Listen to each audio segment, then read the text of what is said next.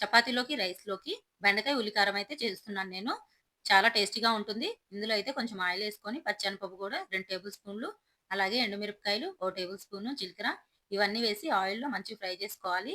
ఈ ఫ్రై అయిన తర్వాత చిన్నుల్లిపాయలు కూడా ఒక 5, 6 అయితే వేసేసుకొని, అలాగే ఉల్లిపాయలు కూడా చిన్న చిన్న ముక్కలుగా కట్ చేసుకొని, గ్రేవీ కోసం 2 ఉల్లిపాయలైతే కట్ చేసుకున్నాను.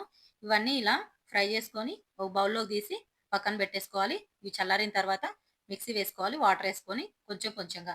అలాగే ఒక ½ కిలో బెండకాయల్ని ఇలా చిన్న చిన్న పీసెస్‌గా కట్ చేసుకొని, అదే ఆయిల్‌లో ఆయిల్ లేకపోతే కొంచెం 2 టేబుల్ స్పూన్‌లు ఆయిల్ వేసేసుకొని మెత్తగా ఫ్రై అయ్యి చేసుకోవాలి. మన కర్రీకి అవసరమైనంతగా ఇవి ముందే ఫ్రై చేసుకొని పక్కన పెట్టుకోవాలి. ఇప్పుడు బెండకాయల్ని పక్కన పెట్టేసుకొని, మళ్ళీ అదే కడాయిలో కొంచెం ఆయిలేసుకొని తాలింపు గింజలైతే వేసుకున్నాను.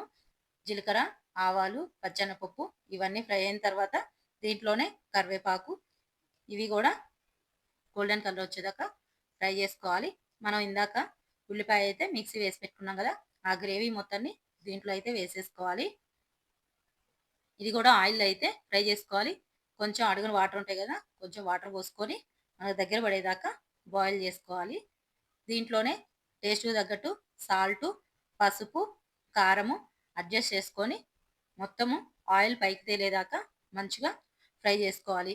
ఇది గ్రేవీతోటే ఈ కర్రీ అయితే టేస్ట్ ఉంటుంది. చూసారు గదా! ఆయిల్ అయితే పైకి తేలిపోయింది. మంచిగా టేస్టీగా ఉంటుంది. దీంట్లోనే ఈ గ్రేవీ మొత్తం ప్రిపేర్ అయిన తర్వాత మనం పక్కన పెట్టుకున్న బెండకాయలు మొత్తం ఫ్రై చేసి పెట్టుకున్నాం గదా! ఆ బెండకాయలను గూడా దీంట్లో వేసేసాము.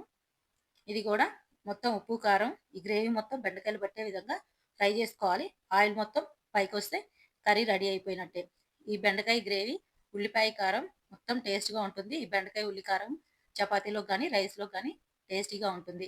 వీడియో నచ్చితే లైక్ చేయండి, షేర్ చేయండి. సబ్స్క్రైబ్ చేయకపోతే సబ్స్క్రైబ్ చేయండి. See you soon next video.